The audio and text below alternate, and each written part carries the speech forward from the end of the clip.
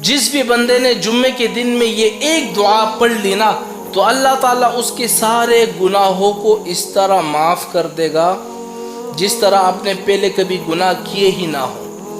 और वो दुआ इतनी आसान है, और वो दुआ आपने कब पढ़नी है? सिर्फ जुम्मे के दिन में, उसके अलावा नहीं।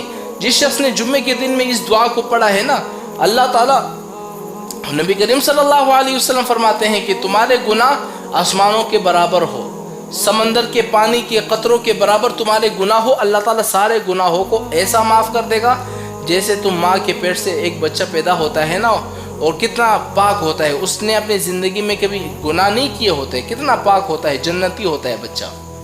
इस तरह तुम इस बच्चे की तरह पाक शफाफ हो जाओगे। अब वो दुआ कौन सी है? मैं आप लोगों से कहता हूँ कि खुदा के वास्ते इस दुआ का एहतमाम किया करो, अपने वालिदैन को, अपने रिश्तेदारों को, अपने दोस्त तक इन दुआ को पहुँचाओ।